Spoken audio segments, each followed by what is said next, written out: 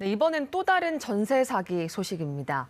서울 구로와 관악구 일대에서 세입자 수십 명의 보증금을 가로챈 일당이 적발됐습니다.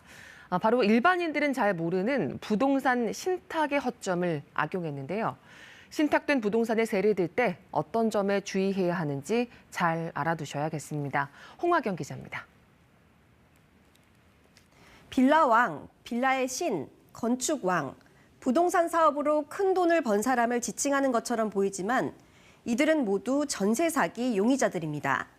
무자본 갭 투자로 돈 한 푼 들이지 않고 수백에서 수천 채의 빌라와 오피스텔을 사들인 뒤 집 없는 서민들을 울린 이들의 실체가 전국 곳곳에서 드러나고 있는데요. 이들에게 속은 세입자들은 당장 전세 보증금을 돌려받을 길이 막막해졌습니다. 어렵고 복잡한 부동산 계약, 부동산 중개인까지 꼈지만 소용이 없었는데 이 가운데에는 신탁 부동산을 이용한 사기 수법도 있었습니다.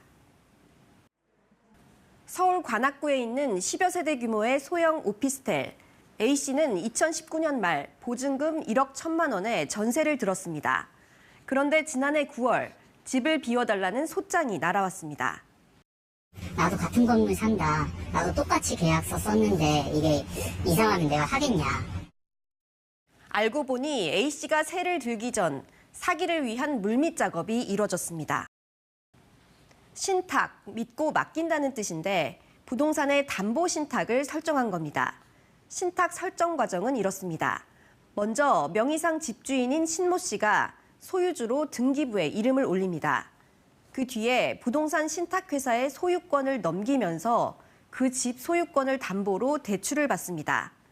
이제 이 부동산의 소유권은 부동산 신탁회사가 갖게 되겠죠. 신 씨가 대출을 갚지 않는 한 집주인은 신 씨가 될 수 없습니다. 그런데도 신 씨는 집주인 행세를 계속하면서 임차인들과 계약을 맺었습니다. 신탁이 설정된 부동산은 소유권을 가진 신탁회사가 동의하지 않으면 임대차 계약이 원천 무효인데요. 이런 점을 모르는 일반인들을 노렸습니다. 이게 사실 신탁에 대한 것도 모르는데 이건 전혀 문제가 없고 나중에 돈 다 돌려받을 수 있고. 미리 입을 맞춘 부동산 중개보조원은 보증금 반환에 문제가 없다, 집 주인 재산이 많다, 또 공증을 해주겠다, 확실한 물건이다 이렇게 바람을 잡으면서 세입자들을 속였는데요.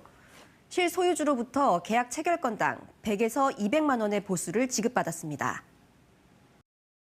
2017년 1월부터 2021년 7월까지 이런 가짜 집주인들에게 당한 이들은 지금까지 확인된 경우만 47명.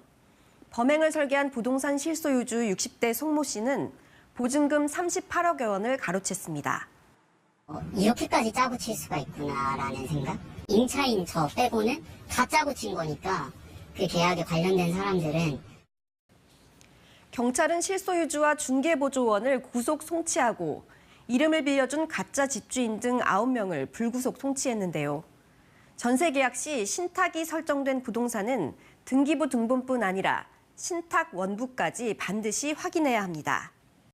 신탁이 된 사실이 있다라고 하면 이 신탁 원부를 반드시 등기소에서 떼어서 확인을 해보셔야 되는 거죠. 우선 수익자가 누구인지, 이제 몇 순위로 어떻게 담보가 잡혀 있는지 이런 것들을 좀 확인을 하셔야 되는 거죠. 신탁 원부란 집주인이 신탁을 등기할 때 제출해야 하는 서류입니다. 계약 당사자와 세부적인 계약 내용이 기재돼 있어서 임대차 계약 전에 최종 소유권이 누구에게 있는지 살펴볼 수 있는데요. 인터넷이나 무인 발급기로는 발급이 되지 않아서 반드시 등기소에 가야 합니다. 등기소에서 해당 부동산 주소와 등기부 등본을 통해 파악한 신탁 원부 번호로 발급을 요청하면 됩니다.